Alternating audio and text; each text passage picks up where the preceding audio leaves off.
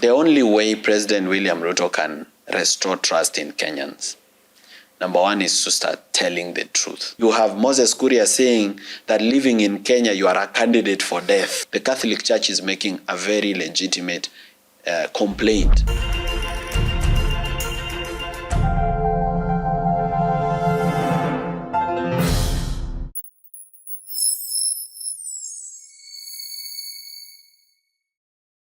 Hey everyone, and Happy New Year 2025. I hope you had a fantastic holiday and enjoying the holidays, because this first week of January, definitely you're still tied to the holiday season until we start next week officially. And so to start off the year 2025, we brought none other than the man himself. Do you think they recognize you? I don't know whether they do. Morara Kebaso. Bas. Yes.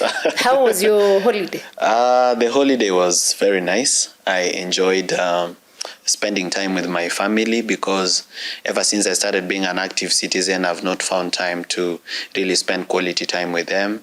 I got to play with the children and play some music. We got even to discuss about our family priorities. And also I did some vampire diaries traveling around the country. So yes. We should look forward to what season now? We are now in season 7 of the Vampire Diaries, where we tour government projects, checking how those projects are being implemented, and those that have stalled and the reason why they have stalled.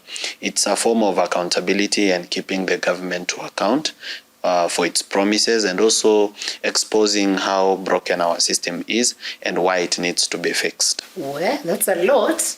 We are already in 2025, but still starting with a lot. We are in 2025, but it is a continuation of 2024. Well, we say Happy New Year, but what is really happy with the new year? Except what God has given us, which is the free gift of life, the air we breathe and water. But otherwise, we are still continuing with issues of bad governance. We are still in that state of impunity.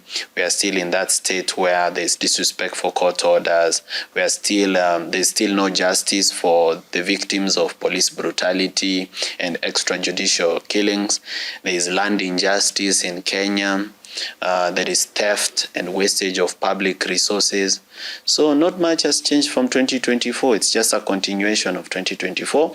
But we are grateful that we have a new year, so new things. So definitely we are going to do some things differently than we did them last year. And of course, we remain hopeful that we as citizens and even the government perhaps will do things better. Well, hope is the thing that is left, but most Kenyans have become hopeless. You see, what gives hope is when you see something happening towards a direction of change, but nothing is happening towards a direction of change. There is nothing that is happening that you can say will bring an improvement to the economy or will reduce unemployment. There is no poverty reduction strategy in Kenya. So such things are what would have given hope to a Kenyan that there is a better tomorrow. But right now, we have little to be hopeful for. We are just being hopeful in our wishful thinking. Well, this I kind of think a bit different. This is week 1. So I can't put a lot of judgment into the year yet. But tell me, Morara said he's running for president. Yeah. How will you sort the things you're talking about?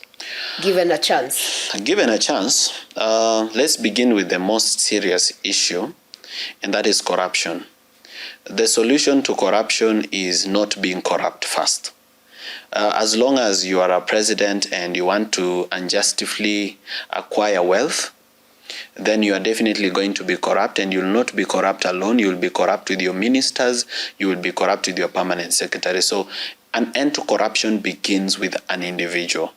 And how I can fight corruption is by not being corrupt first.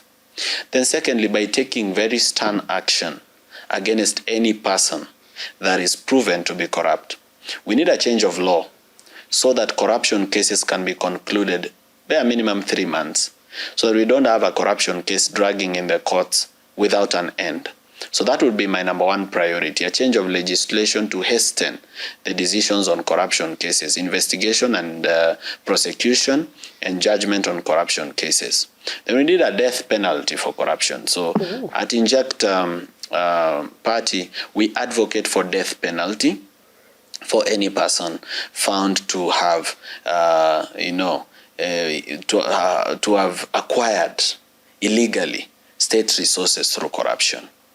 Another priority that I would have on the corruption agenda would be to recover all money that has been stolen and property of the Republic of Kenya for the development of the nation. My estimation is that the money that has been stolen since 2013 could amount to about 7 trillion. And this 7 trillion, most of it, 90%, is in cash in foreign countries which are tax havens like Panama, Hong Kong, Dubai, Qatar, Jersey, the Jersey City, Cayman Islands. So it will be to recover this money so that it can be used to pay our debt. We need to be debt free as a country. And that's very important, but someone else says we actually are paying debt that we did not consume. Yes, and that we actually do not have. And I think if you've been following Jimmy Wanjigi, several times he said it's an imaginary debt. Jimmy is not lying. One perfect example is Eurobond. And so you have $2 billion borrowed, a letter written by the Cabinet Secretary for Treasury, and then they open a bank account in JP Morgan Bank. They call it Kenya Wealth Sovereign Fund, when actually in Kenya we do not have a wealth sovereign fund. Then they borrow $2 billion and deposit it in that account, and never gets to the Republic of Kenya. It's transferred to Qatar, and then it disappears. $2 billion, that's 270 billion shillings. If we were fixing the healthcare sector, we would be able to build 2 level 5 hospitals in every county and equip them with everything, including CT scan and MRI. So that is the impact of corruption on every sector. There is corruption in education, there is corruption in healthcare. I personally believe the biggest problem that Kenya has is greed and theft. The second issue would be unemployment.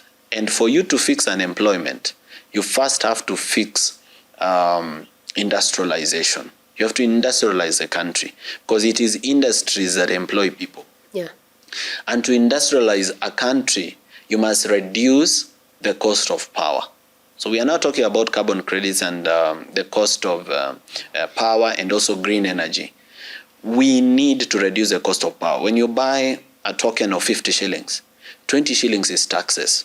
So the overtaxation of energy has led to power being very expensive, and yet you need power to process or to manufacture anything. So number one would be to reduce the cost of power. And how I would do it is I would liberalize the Kenyan power market. I would not insist on the government being the biggest investor in the power sector. I would liberalize that market just the way internet is. Ukichoka na Safaricom, you get Zuku. Ukichoka na Zuku, you get fiber. Ukichoka na zote, you get Starlink. Now the perfect thing with liberalizing a market is that things become cheaper. Because if you liberalize power, it means for you, if you can generate power and supply to the national grid, we only need to tax your income. All right? Yeah.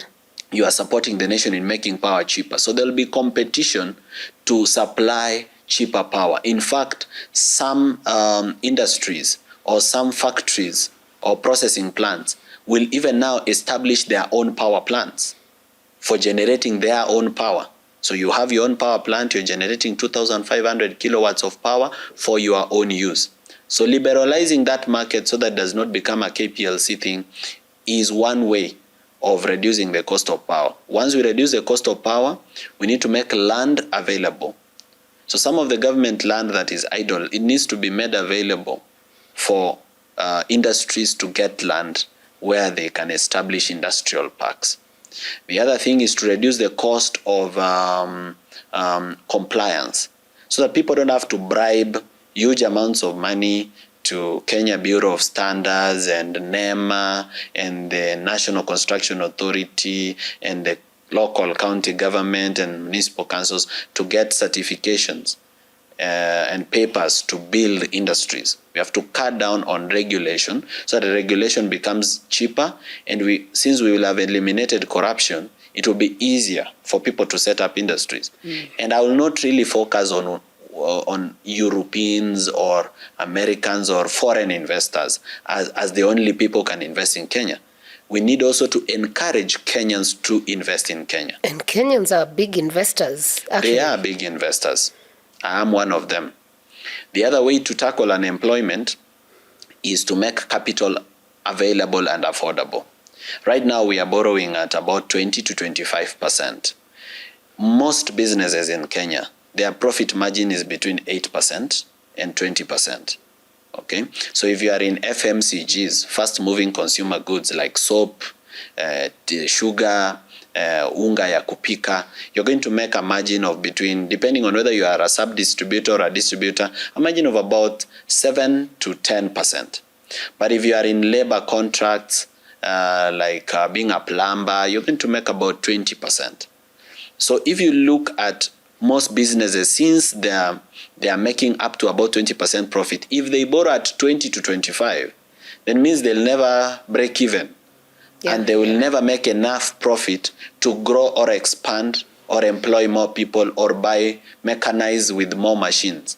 We need to make capital cheaper, and not just cheaper, but accessible.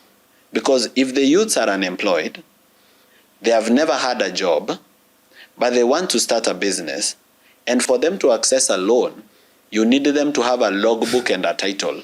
Where are they going to get a logbook for a vehicle and a title deed, yet they are looking for these things? Yeah. So we have to make capital accessible so that we have the banks in Kenya, regulated by the central bank, to commit at least 10% of their issuable loans to be specifically for the youth and MSMEs who are starting business, so that you don't need a logbook, you don't need a title, but they fashion the loan in form of asset finance. So you want to start a podcast studio. So they're not going to give you money, but they're going to buy you a microphone and cameras, and you're going to do what you need to do and pay back. So we have to be very intentional about making capital accessible. And lastly, in poverty alleviation, our backbone is agriculture. Yeah. You go to European countries, America, people make money from agriculture. The richest people over there are people in tech industry and farmers. Yeah. So we need farming to become a source of wealth, not a source of food, a source of wealth. We need wealthy farmers. And one of the ways to do it is some of these large tracts of land that are idle, 90,000 acres, 25,000 acres, 40,000 acres, it's just there, idle. It can be made available to youths who are interested in agriculture, okay, to come and put themselves into groups, and you have this youth group and they get 20 acres. You have this other group, they get 20 acres. There is enough donor funding to support these people with training, for example, with research where they pick soil samples and take it to Cambria, and they are able to know what kind of crops will do well on that soil. And we also have enough donor funding, especially even from the European Union, to support agriculture so that these people do agriculture that is mechanized, that is industrialized, and that it can produce more per hectare. That's another way to alleviate poverty. So I think these are not things that our leaders currently do not know. Of course they know. They know. Even agriculture. For the longest time we've been told it's the backbone of our economy for such a long time. But when you look at it logically, it is not. It is just a way of having food. Now that you've started being serious, I think people need to see your face. You can drop that VC. So you've spoken about a very good manifesto on paper. Yeah. Or in your brain at the moment, which we've been sold over the years. I mean, presidents have sold us manifestos, but the reality is quite different. How are you going to beat the system? Because people work with coalitions. Generally, that's how. I'm not sure anyone can run alone in Kenya and get to the presidency. The way our structure is wired. Unfortunately, it's just a system. It's systematic even when you go to the West. Yes. So are you looking forward to have coalitions? And if yes, who are these people that you're looking to work with? Well, my terms for coalition are simple. I need to work with people who are not corrupt. so that I don't soften my stance on corruption. Because if I work, for example, with a leader who is involved in corruption or has been mentioned in corruption or was corrupt, then what happens is that since we are working together, I can no longer be loud and strict about corruption, because then I'll be doing an implosion. I'll be sending friendly fire to the people within my team. So I need to maintain that work to be innocent, in the sense that I work with people who are not corrupt. Where are they in Kenya? They are there. I can tell you a few people who are not corrupt. They are there. Let me just put it to perspective. Yes. Today, if you're arrested by cops because Yes. of maybe speed, license, insurance, whatever. Yes. What's your action plan? If I'm arrested for speed, Yeah. I usually talk to the cops, and most times they forgive me. Isn't that corruption? No. Why? Because you should take the responsibility for your actions. That's why I'm asking where these Kenyans are. Because personally, if a cop, I'll just talk to them. If they want a bribe, I may not give what they want, but I'll give maybe a small percentage to get me out of that mess. Personally, I don't give bribes. You don't give bribes? I don't give bribes. What I do is, when I'm caught with speed, they say probably I was driving at 110 or 120 kilometers per hour. I just step down and tell them, well, I'm sorry, I'm rushing somewhere, and I may have stepped on the gas and it went out of my control. If they forgive me, I'll proceed on my way. If they insist that I must be accountable, then I tell them to write me a cash bill. I'll come to court. Okay. Yeah. Isn't that they write me a cash bill, they give me a cash bill receipt, and this has happened several times, especially along Nairobi, Mahimayu, Narok. Yeah. It has happened very many times. And what I usually do is, I go, they give me a cash bill receipt, I pay my cash bill, maybe 5,000 or 10,000, I keep my receipt, then I ask them for a court date. And sometimes they never have a court date.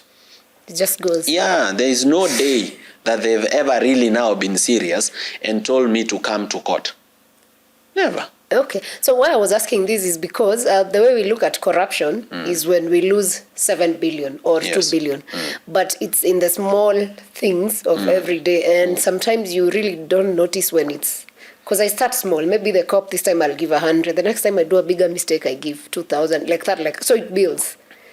Well, so that's why I was asking if you're sure we have people who are clean, like clean. We do have people who are not corrupt. And the other way to look at it is this. You also have to look at the magnitude of corruption. You see, there is a difference between committing murder and committing genocide. Yes or no? That's arguable. Okay. Because you can come and murder 10 people or 1,000. In my view, a person who has killed someone versus a person who has killed a community or thousands of people in a genocide, or hundreds or 700 people in a genocide, the genocide is more serious because it has a bigger impact on society. Now, all these people are going to be accountable, going to have a lifetime experience in jail. But this genocide needs to be condemned more, right? It needs to get prominence proper, and it needs to be castigated by all means. So how I'm trying to bring this story into corruption is this. Kuna tofauti kubwa between a police officer who takes 50 shillings from matatus and a president or a cabinet secretary or a permanent secretary who steals 100 billion. This person who has stolen 100 billion has affected the lives of 55 million Kenyans. This one who has taken 50 bob has affected the life of 1 or 2 people. So the best way to deal with corruption is to begin with the highest impact corruption and focus energy there. Then you come down. The other way to deal with corruption is to instill values in society. Now, a president is also a father of a nation and an inspiration to people. Therefore, a president holds a very high it's just our president who likes lying and therefore holds himself in low regard. But idealistically, a president is supposed to be a person of high regard who inspires a nation towards a particular direction. Yeah. Therefore, a president has the capability to instill values in a nation. That is why Lee Kuan Yew was able to instill values in Singapore.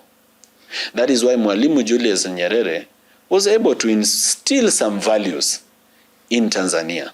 That is why Thomas Sankara renamed Burkina Faso from Upper Volta to Burkina Faso, which is the land of proud people, all right, so that they feel good about themselves. They are affirmed. He was affirming them and giving them self-esteem, all right? So are you saying you're lacking self-esteem as a Kenyan?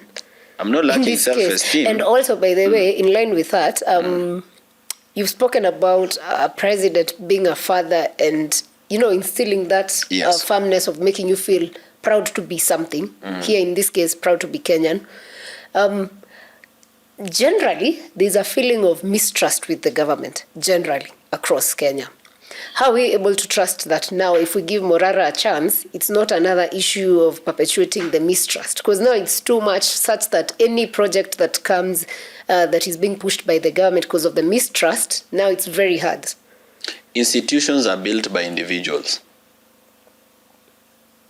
At the end of the day, an institution is as independent as the individuals who are there. Yeah. That is why when Maraga was in the judiciary, there was some trust in the independence of the judiciary, because perception is everything. Therefore, the only way to bring public trust to institutions of government is to change the individuals who have caused the loss of trust. Okay? Personally, I got to know about Kenya Film and Classification Board because of Ezekiel Mutua. Before Ezekiel Mutua, I never knew whether it was there. All right? You can see how much confidence Irungu Kangata has restored in devolution through what he is doing in Murang'a. The rest of the nation is disappointed with devolution. In fact, they feel devolution does not work. We should even just go to the system, the other system of centralized government. But he has proven that despite all these challenges, devolution can work. Therefore, the individuals are more important than even the system you set, because you can set a very good system, but if you put the wrong individuals, you're going to end up with the wrong result. We passed the 2010 Constitution. The first president to be elected under the 2010 Constitution was President Uhuru Kenyatta and William Ruto. They were elected on a backdrop of being suspects at the ICC. And they were elected because their tribes wanted to save them from accountability at the ICC. So now we ended up with a president who, when Kibaki was in power, he only borrowed up to 1.89 trillion, but Uhuru borrowed up to 8 trillion. And most of that money was stolen through theft and corruption, beginning with the SGR, land compensations all over the country, Huduma number, Maisha number, the theft of PPEs during COVID period, the money that was wasted on BBI, the stalled BRT system on Thika Superhighway for 5 billion. In fact, most of the projects that have even toured were done during his time. So that shows you that the individual you put, so we have a very good constitution, but we started with the wrong president. All right. So the individual that you give the job to implement the good system that you've put in place can actually mess up that system. So let us focus on changing individuals in governance so that we strengthen our institution. If we give leadership to people of integrity, our systems of governance will be stronger and they will have integrity. Like right now, we have some level of trust in the office of the controller of budget, because Margaret Nyakango tries as hard as she can to try and control the theft in Kenya. But sometimes these people even spend outside IFMIS, okay? But because of her, we have developed some trust in that office. That is how powerful an individual is to a system. So how will President Ruto in this year, if possible, recover trust? Well, because he has, is it 3 more years to go? The only way President William Ruto can restore trust in Kenyans, number one, is to start telling the truth. Okay? The more he lies, the more people lose trust, including the ones who had some little hope that maybe there is something to hope for. They now give up completely. So he needs to start telling the truth. Number two, he needs to stop the wastage of public funds on things that are not important. For example, in this country of poor people, how do you even tell people that you're going to spend 500 million to bring Grammy Awards? It's ridiculous. Okay. It's annoying. It's provoking people to anger. Because people are poor, businesses are closing, people have no jobs. Those who had jobs have lost jobs. Okay? Those who had a salary, the salary is not able to afford the basic necessities of life. People are overtaxed, they are depressed, roads are bad, hospitals is not functioning. You go to SHA or SHI, Taifa. Okay?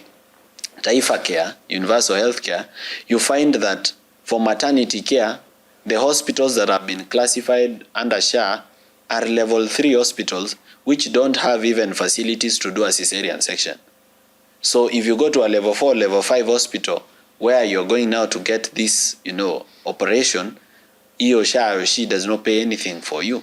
So you end up paying the whole amount, mnaanzisha WhatsApp group kuchanga. So these people are this annoyed. Then you tell them that you want to spend their money for Grammy Awards. He needs to get his priorities right. All right? All government needs to get its priority right. Yesterday I was talking about priorities in Kenya, and I gave a very good example. When Rigathi Gachagua was the deputy president, the office of Dorcas Rigathi, which was then called the office of the spouse of the deputy president. Ridiculous. But it was there. It was allocated 233 million shillings. But she spent 715 million. So she spent 239% of her budget. That's 139% above her budget. However, in the same financial year 2023-2024, that ended in June 2024, healthcare in Kenya was allocated 134 billion shillings. Less. And they only spent 104 billion. They returned 30 billion back to the exchequer. They didn't spend it. That is 69% consumption. So now, you spend only 69% of the budget on healthcare, but you spend 239% on the office of the spouse of the deputy president. So it shows a lack of priorities. Doesn't make sense at all. Yeah, because healthcare should be more important. So if the president wants to do anything different in this year of 2025, one is to be honest to his citizens, to hold himself in high regard. That's number one. Two, he needs to stop prioritizing things that are not a priority. He needs to put money where the priority is. For example, housing program. Nani hana kwao? That mzee. Nani hana kwao? How do you build people a house with their money, then sell them the house that you built with their money? You see, it does not make sense. Not at all to me. To me, it does not. You see? This housing program, his billionaires who have stolen enough money in different government projects have been buying these houses as proxies. So they collect IDs of university students, and these IDs that sometimes we leave at the gate and forget them. They've been it's a big business right now. They collect those IDs, they fill forms. You find one person has bought 100 houses. That's how they are buying the houses? Yeah. Like, is it something is it hearsay, or it's something that you can... This is something I know for sure. that these ideas maybe that you we need forget. for us to know it's true, you need to get us an episode on This Vampire is what Diaries. I will do. This is what I'll do. I'll go to the housing program in Park Road. Okay? The problem with the government is that it does not give information. I may have to sue them to give me the list of the people that own houses there.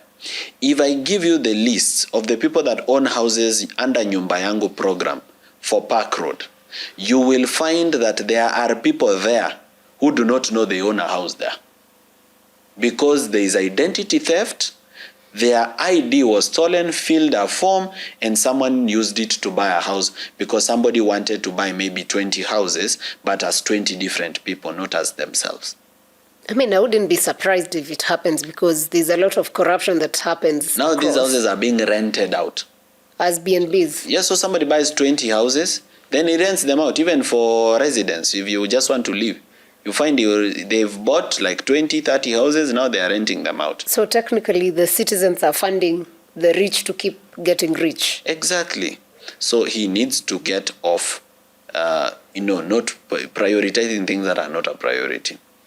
Thirdly, he needs to control public officers and state officers, including himself. He also needs to control himself from insulting citizens. You see, citizens are angry. So when you call them mapepo chafu, okay? Kuna pepo iko Kenya. Okay. You are condescending. You tell them you are talking about an airport that hamjawahi kanyaga airport. Okay? David Ndii is there talking down on the very people that pay him through their taxes. Okay? You have Moses Kuria saying that living in Kenya you are a candidate for death. Okay? That's sad. So if you have this kind of state and public officers, including yourself, talking down and in condescending attitude, in an attitude that shows lack of respect and honor for the Kenyan citizens and the sovereign that have given you the power that you exercise, that pay for the house you sleep in, that pay for the car that you fly with a flag, that pay for your lunch at Serena, that pay for your telephone bill, that have made you this wealthy, why not just show a little respect to these people? Then the other thing he can do differently is he cannot fight the church and win. Fighting the church is a losing battle. The state and religion for centuries, you cannot fight religion because the state is something that exists, okay, because we wanted it to exist through a constitution, but religion is a belief. So if people can be made to sleep hungry by Mackenzie, then belief is more powerful than the state. He should avoid fighting the church. He should just listen to them.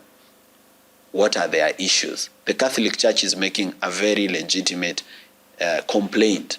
They own most of the schools in the country. Okay, they own many schools. A lot of them. A lot of schools. They own a lot of hospitals. So if they are telling you that this health program is not working, why are you not listening? Listen to them. They are a stakeholder. They are an investor. They are helping us alleviate poverty. They are helping our healthcare sector reach mashinani through mission hospitals. You have to hear them out. What are they saying? Okay, that's another thing he can do. Then I believe the last thing he can do is he needs to avoid this thing called tribalism. And that's a whole package by itself. But before we talk about it, because I know it's a whole discussion, I hosted Fanya Mambo here, and I asked him of the candidates that have come, that have mentioned that they want to run for president. There's you, there is Omtata, I hear there is Matiang'i, there is Natembea George, and he said for Morara, he's too young to lead. Yeah. Are you too young to lead? Well, in particular, the presidency. That is a very bad attitude that is in Kenya, and I called him out for it, because it's not just in the presidency that this thing is being said. Even when you go to the Teacher Service Commission, you find decisions being made that someone is too young to be a deputy principal, that someone is too young to be a principal. Okay? You go to the National Police Service, you find decision makers in the National Police Service saying, this person is qualified, they have the knowledge, They have the tactical experience, but they are too young to be an officer commanding a station, or they are too young to be the rank of superintendent of police, or they are too young to be, a deputy inspector general or inspector general. It's happening in the public sector. Okay, somebody said you are too young to be the chief accountant, gain some experience first.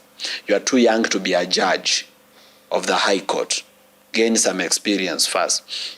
You are too young to start a company, go work for someone first. Okay, you are a waiter. Okay, you are too young to be the hotel manager. Let's get someone of this age first. What is this belief that people have that being young means not knowing or not being experienced?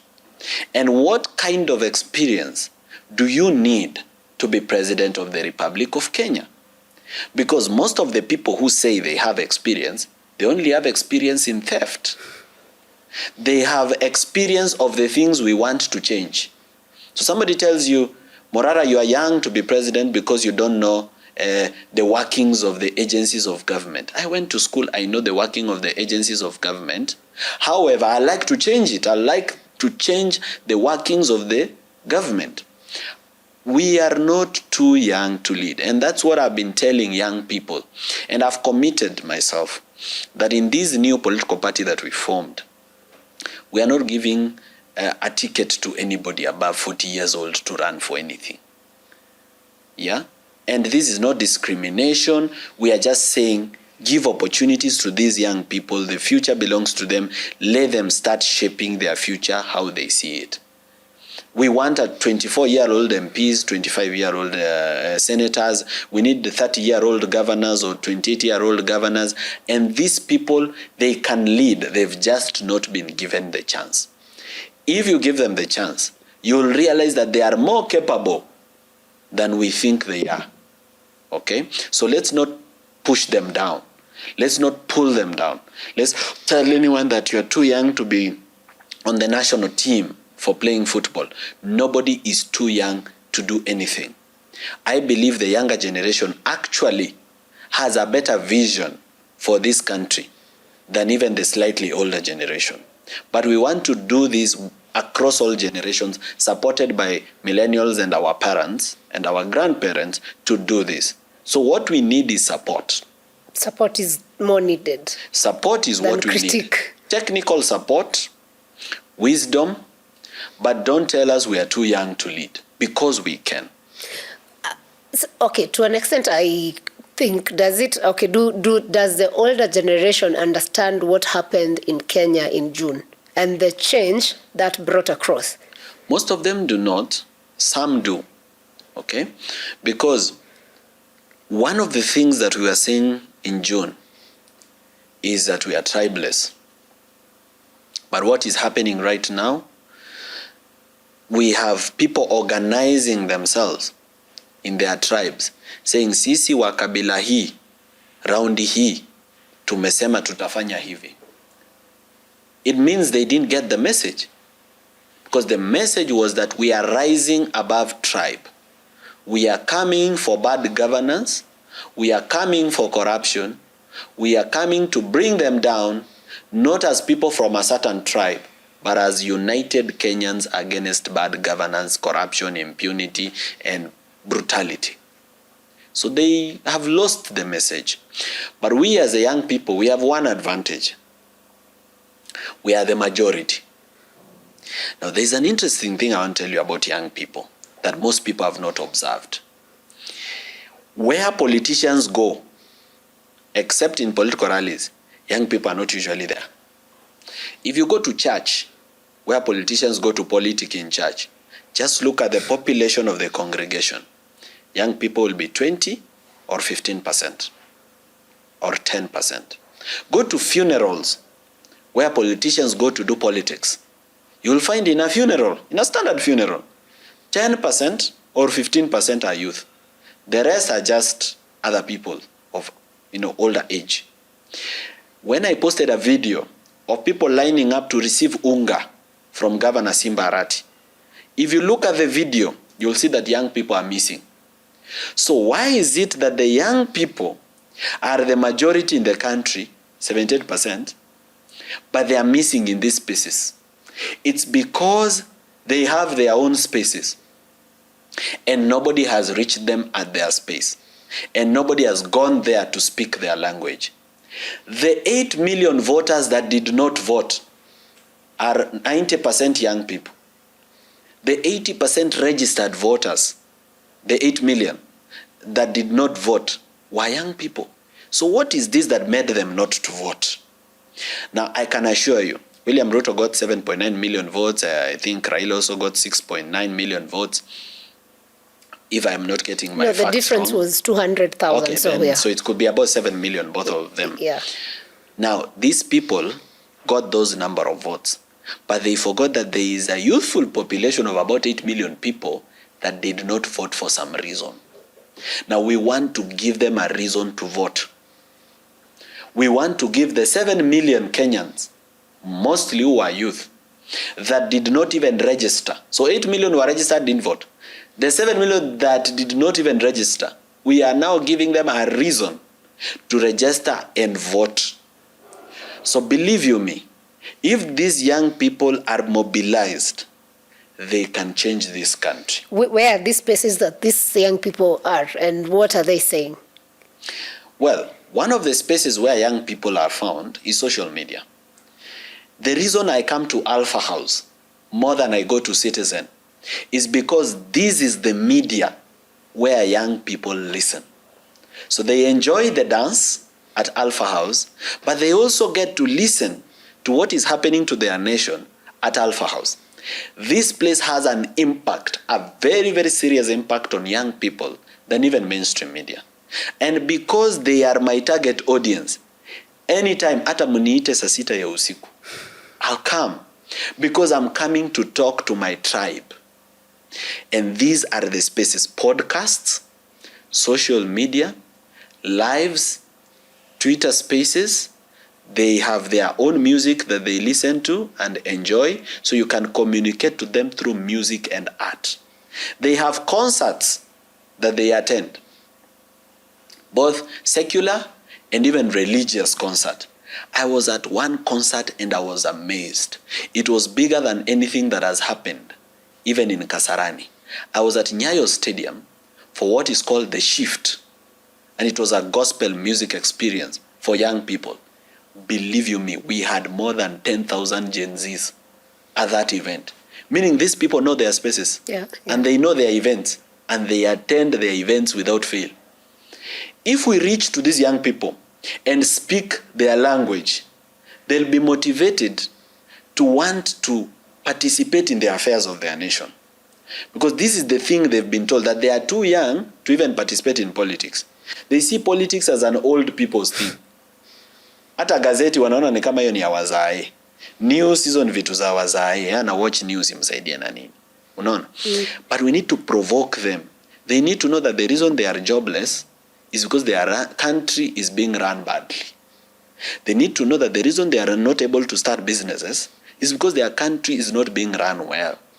They need to know that the reason they are unable to travel abroad to go and take advantage of some opportunities that are there is because there is a system that disadvantages them. For example, if you want to go to Schengen visa, you want to go to Germany, you have to study German and you need 180,000 for the German class, which you don't have. But the government is taking them.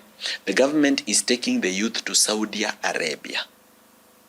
Now, if you understand what Kenyans are going through in Saudi Arabia, you will not wish it on your sister and you will not wish it on your brother. But Kenyans have to go because they have no option. So the Kenyans going to Saudi Arabia, they are not so happy to go. They are going there as a means of survival.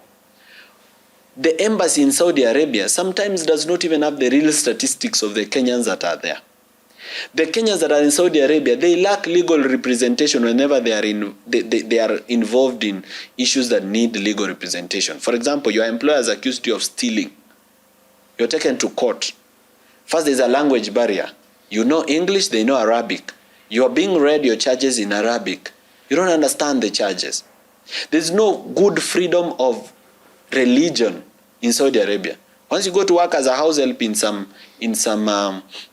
family, If you are a Christian, you now find yourself, doing a religion that you have never understood, were never taught, and you're not being given an opportunity to practice your own religion.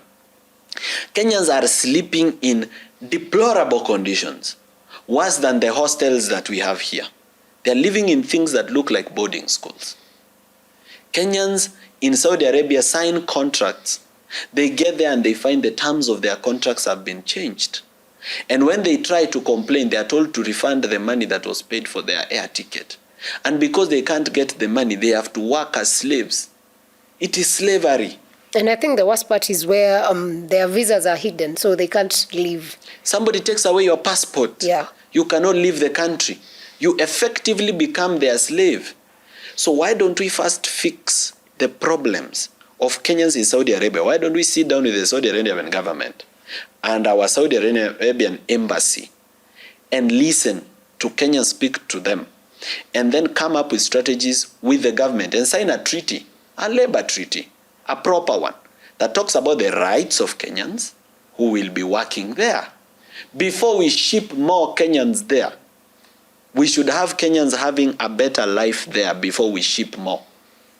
And that is why I'm saying there are opportunities abroad in other places also. But what is the government doing to support these people if you apply your passport and wait for forever? Or it's even denied for no proper reason, for that matter. Yes. Which is unfortunate. And something else that has came up towards the end of 2024 was the CS Joho for blue mining, and I don't know what that whole ministry is. Condemned it's mining and blue economy. Yes. He condemned young people for being unpatriotic because of raising their voices on the social spaces. So, and he said, if you come for us, I will come for you. And the president was in that event, and he did not condemn that. So are we now resulting to having attacking young people because the only spaces they're able to speak is maybe on social media? Truthfully speaking, that was very condescending. And I even had a press conference and called him out for it. It was very condescending because as a public official, Joho now needs to know he's not a politician anymore. There's a reason why our constitution said cabinet secretaries should be technocrats and not politicians. Because these are not things you say to people who pay you. These are not things you say to them. You don't pull them down or castigate them for criticizing government. In fact, government is supposed to be criticized day in, day out, non-stop, because we don't have an opposition. So the young people of Kenya are the new opposition. So when they are doing their job, don't make them feel like criminals for doing what they do best, which is call out government. And most of what government has been doing is blunder after blunder. So you wonder, if you're going to condemn everything, aren't these people going to feel like you are being, unreasonable to them? But they are unreasonable to us by making mistake after mistake. They rarely do anything right. They're always mistake after mistake. So are we going to ignore it and say, well, these mistakes have been too many, we've called them out too much, maybe we should stop? No, we will call out every single mistake, even there are 1,000 mistakes. But also I want to speak to the young people and say, more so on X, that we should remember that at the end of the day, they are on that side running government and making it impossible for us to break out from poverty, and we are on this side. And since we are on this side, there is something that we do to each other on this side that we do not do to them. For example, we should not struggle as young people to pull each other down. And I've been very vocal about the cancel culture and the deplatform culture, because it is scaring leaders from coming up, especially women. Because people objectify women. They make women feel like harlots for going into politics. So once you are a woman and you are young and you want to venture into leadership, the first thing people are going to say is you're sleeping with so-and-so. All right? So they're going to sexualize you. And remember, the dignity of a woman is so important to her. It's like ego to a man. it is so important because it affects her family, her career, her relationship. So when you unfoundedly attack these people on things that are unfounded, you scare them away from leadership. So you'll find a lady who is so brilliant. She believes that if she steps into the civic space, she will be a leader that will transform this country. But she sees what is happening to other young ladies that have tried. You know, not everybody can be like Maverick. Yeah. Not everybody can be that crazy. You know, some people are just level-headed. And because of that, these women are afraid of stepping out because they believe they'll be cancelled, they'll be deplatformed, they'll be objectified, they'll be sexualized, and for that reason, they'd rather stay away from politics. So we've validated politics is a dirty game. We've now validated it. Okay? A young gentleman who is looking at Morara and is saying, I would like to step up like that guy. He's looking at what Morara is going through, and he's like, I can't stand that amount of insult. I can't stand that amount of counseling. I'd rather just live my life and do my own things. But let me ask you, with the cancel culture in place, one of the guys who was very sort of vocal, I mean, it's debatable, is Kasmuel during the Maandamano space. But he came and joined ODM, and now he's sort of been cancelled.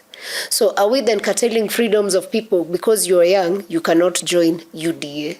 I mean, if that is what aligns with you as a young person, no, or you have to be in inject, or I don't know what other young people in the party have. No, what Kasmuel did is different. He invited a counseling on himself. No, sometimes you also invite misfortune on yourself. Okay? Because what he did was he betrayed a cause. There was a movement, a cause, and he was a vocal voice in that cause, a visible voice that represented many voices in that cause. And that cause was not pro-establishment. That cause was not pro-Raila, because Raila is the one who also betrayed that cause by taking advantage of that Gen Z movement to benefit himself in terms of cash, because now he's being funded to run for AUC using our taxes, and to benefit himself in terms of positions for his allies. Now, joining that side was betrayal of a century. That was betrayal of a century to his followers and to the people who believed in him and who lended him their voices that he may speak on their behalf. Because once you join ODM, you no longer speak on their behalf. Because they are not ODM, and their values are not ODM. Okay? And one of the problems they are trying to solve is the ODM problem. The problem of tribalism in a party, the problem of violence in civic space, where people are attacked, the way I was attacked at Bomas. This is what these people are against. So when you join what they are against, you've invited cancelling against yourself. But now there are people who are cancelled for no reason, like Hanifa, for example. It's absolutely, there is no reason to cancel her. She's just expressing herself. She's still on our side. She's still advocating for what we are advocating for. Okay? So cancelling her is you're weakening your side, and in retrospect, you're strengthening William Ruto to stay in power more, because the vocal voices on your side that can challenge him, you're weakening them. But that I agree. But someone will question, Morara, you started a party and you guys looked very strong with the Inject party. Then a few months later, we hear there are wrangles in the party already. So as young people, then how are we able to trust that Inject party is genuinely focused on this? Wrangles will be there in the party. This is the first wrangle. There may be 100 more wrangles coming. Parties are that way. They are competitive. Wrangles is what makes a party strong. It's not what makes a party weak.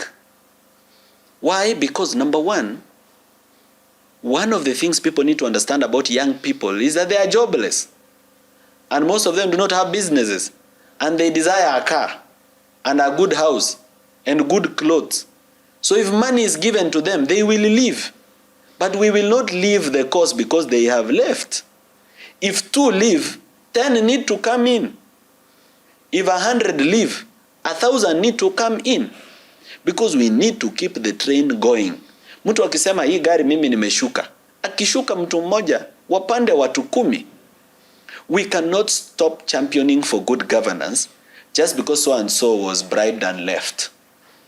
We must stay on course because people will be bribed. We are different. We are not raised by the same mothers.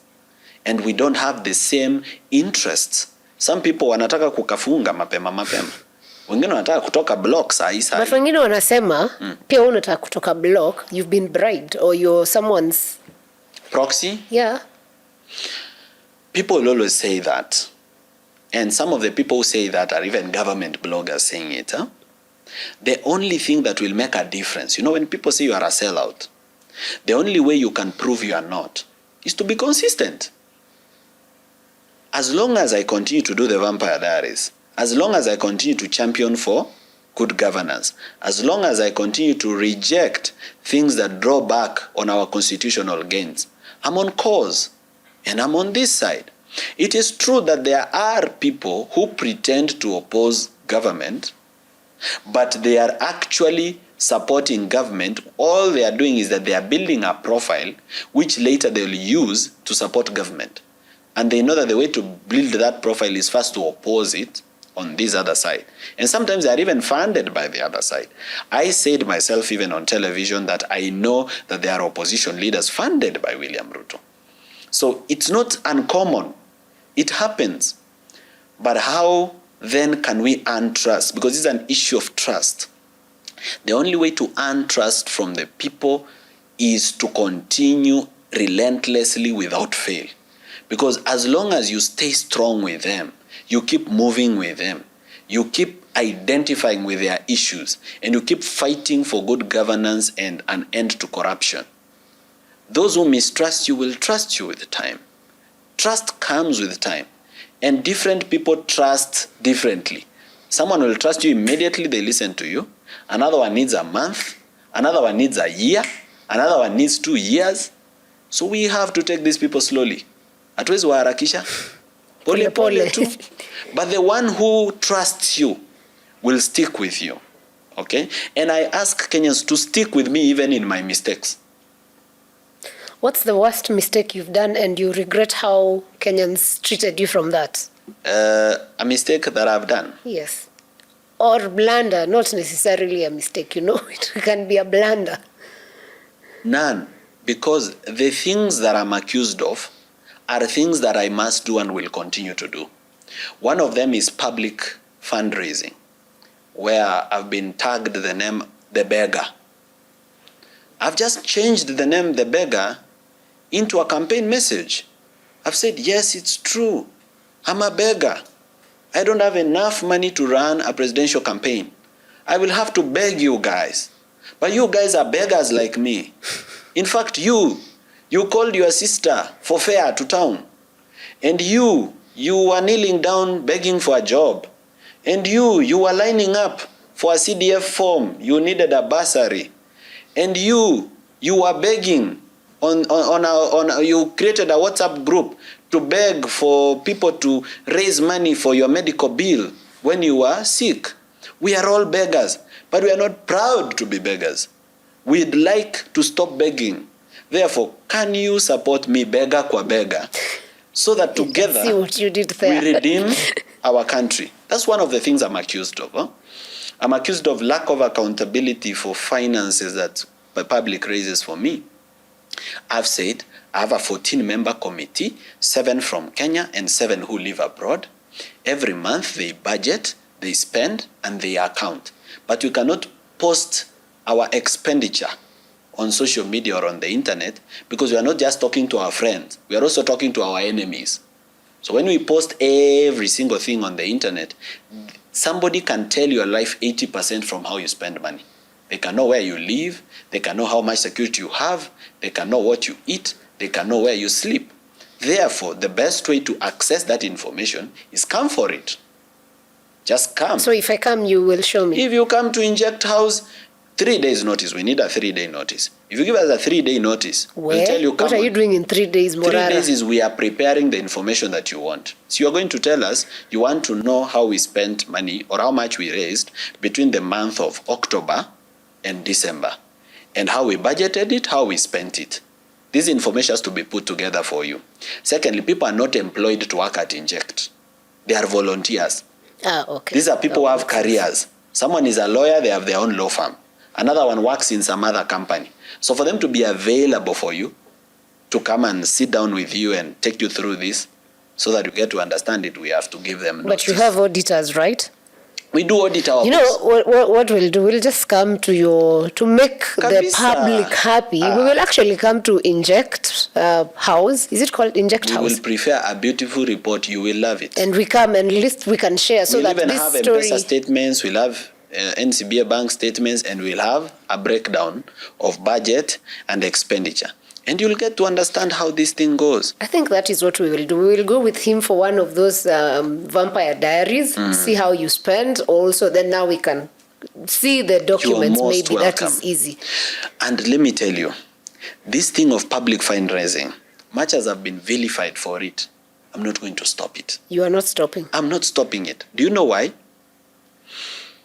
If indeed Inject is going to have candidates from MCA to president, these candidates need financing, and most of them are young people, and they don't have that money. If I don't create a culture of fundraising for them, they will be afraid of doing it. Secondly, public fundraising changes the story of campaign financing in Kenya. Because one of the biggest problems we have is a governor spends 300 million to run for governor, and if you look at a governor's salary for 5 years, the most they can ever earn is 120 million. So then you ask yourself, in all common sense and mathematics, why would somebody spend 300 million to earn 120 million? It is because they hope to achieve this money through theft. Yeah.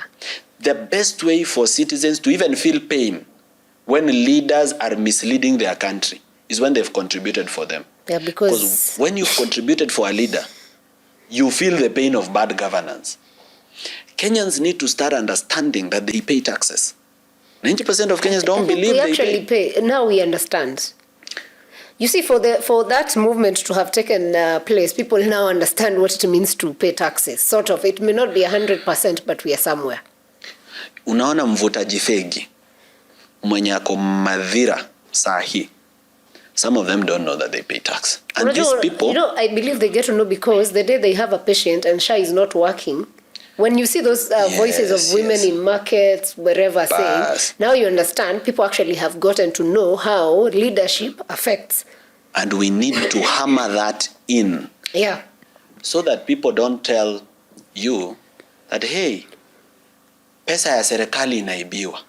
Government money is being stolen. No, your money is being stolen because otherwise, this drink, kuna watu wanakunywanga hii whisky inaitwa county.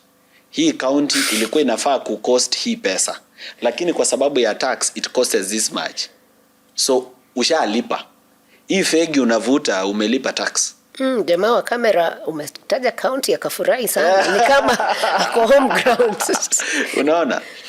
Once Kenyans understand this is their money, I can tell you they are going to be very personal. And that is why we've seen a change in terms of agitation for good governance. Because people are beginning to understand that this money that's being stolen is actually their money. And now you remember that statement, hii pesa si ya mama yako bwana. Now they know it is si ya mama yangu, lakini ni yangu. Ni yangu. As we come towards the end, President Donald Trump is being inaugurated on 20th of this month. And he has invited Chinese President Xi Jinping. How are you seeing that's going to be in terms of the Kenya-US relations? Kenya-US relationship. You know, Donald Trump is the kind of person who talks about America first. So means he always looks out for American interests. And luckily he is a businessman. If I was president, one of the things I would be very interested to have a conversation with him will be trade, okay? How we can increase trade between the partner states, between the US and Kenya, and how we can find markets for Kenyan products in the United States, and how we can reduce the tariffs on Kenyan exports to the United States. The other thing is we've really reduced our partnership with American companies, and I don't think it's a good thing. Kenya has really moved east in terms of even mega infrastructural projects. So you find most of what the US is doing here are donor-funded projects where they are supporting social programs. But most of the infrastructural projects are going to Chinese companies.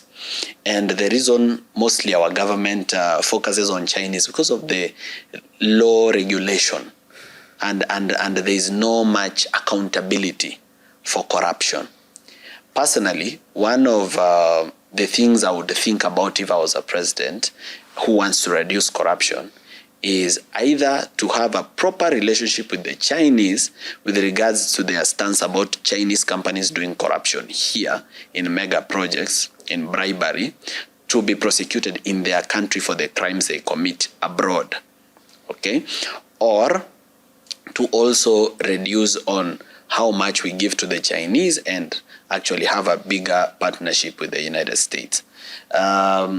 With regards to issues of GMO and other things, I believe that as a country, there are things that we need to be given our right to choose.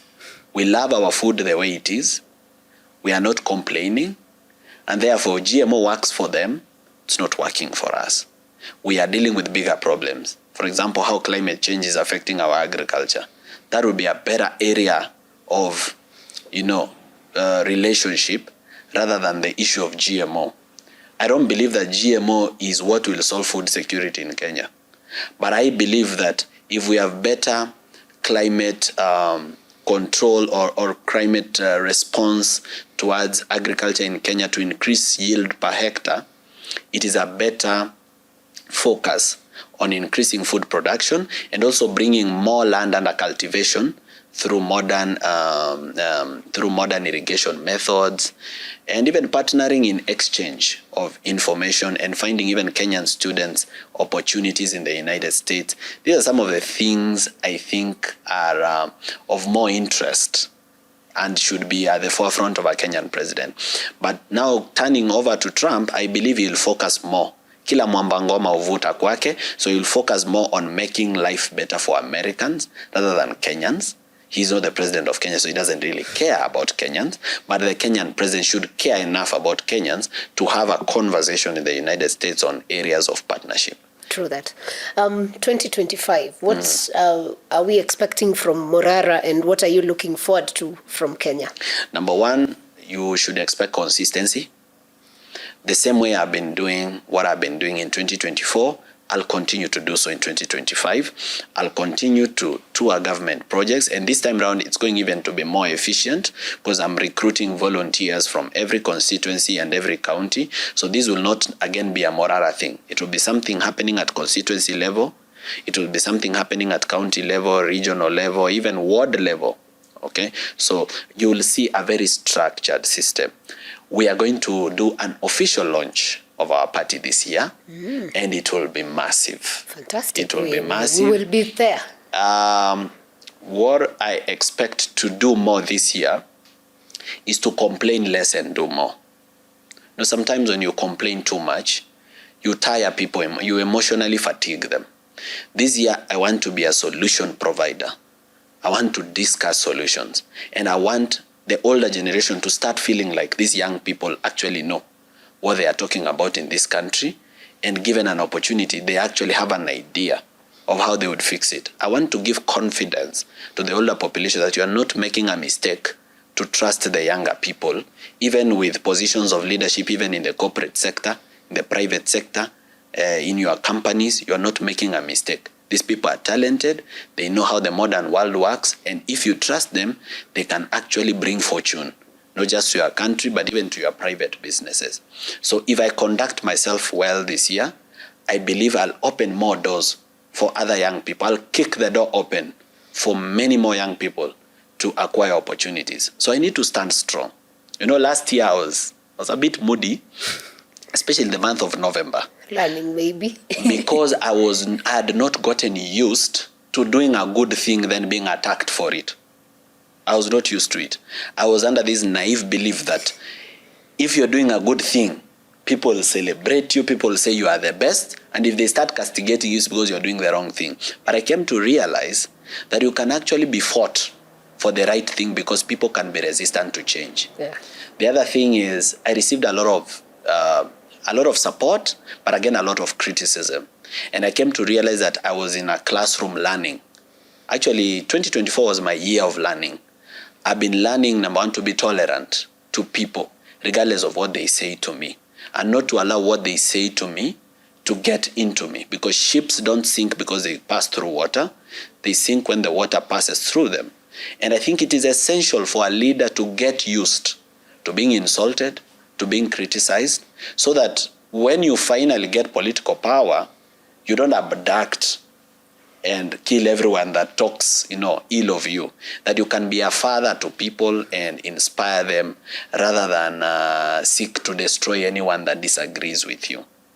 You building a consensus, bringing people together to agree with you on a common cause and move with them. So I'm a young man who's been learning to be a father to millions of people. And it's not easy. Because I'm a father to my kids. 2 kids. Now you're dealing with millions. I know it's easier because the 2 kids have grown them, so they know me. Yeah. They know when I'm angry, they know when I'm shouting, they stop. But now, being a father to millions of people, you are becoming a father to thieves. You're becoming a father to elites who have people born of privilege. You're also becoming a father to people who are low, and some of them are poor. You're becoming a father to widows. You're becoming a father to people who believe in God. You're being a father to atheists. You're being a father to heterosexuals. You're being a father to bisexuals who do not believe in heterosexuality. You're becoming a father to people with very varied identities. And to balance these interests and then father them and even find a common ground to move them together as a nation, it's not easy, but it is possible. And I've learned very fast. And I hope that Kenyans will be supportive of me, that my mistakes will not be things that will bring me down, but things that people identify as opportunities to make me learn better. Yeah, fantastic. Your final message to Kenyans, it's a new year. What are you wishing your followers, viewers? Let me begin with the people who I'm so passionate about, which is the young people, okay, youths. One thing I can tell them this year, strive to get a job. I know it's not easy to get a job, but just try. Sometimes people will say, mimi sitatafuta kazi, tayari hao watu labda wako na mtu. But sometimes it's chances that they don't have someone. So make an attempt. Number 2, learn skills. Okay? There are skills that you can learn that may not even be relevant to what you've studied in high school or in college, but that will help you. You can learn photography. You can learn to shave someone's head. You can learn to play a new instrument. Just learn a skill. Learn maybe to operate a plant. You can learn computer programming, for example. You can learn video editing. You can learn to dance. Just make sure you learn a new skill this year. Don't be like last year. Then 3, if you don't have a job and don't have something to do, don't be idle in the streets. Sometimes it's also good to volunteer. You can look for a reputable institution, become a volunteer in that institution, and that way they'll get to trust you and see the value of your work, and they may absorb you, or you may learn some valuable experience that you use elsewhere. I know it's difficult to access capital to start businesses, but the other way I can advise you is you can become middlemen or sales experts for people. So you can go to companies which are already established and they have the product, but they do not know how to move it in the market. And because maybe the companies is owned by Gen Xers who don't understand how social media works and algorithm, you can help them move the product or do sales. Then as you earn a commission on the sales, you will build your capital to start your own thing. Lastly, I can tell people, don't be impatient. Everything comes with time. So don't expect quick results. Be ready to work on something until it finally gives in. Siku moja form itajipa. I can tell Kenyans in the diaspora that I remember them, that we love them, that we know they are Kenyans, that we know it's sweeter home than abroad, and that they would really love to come back to our country. Just to remind them that this year we'll be fighting for their right to vote.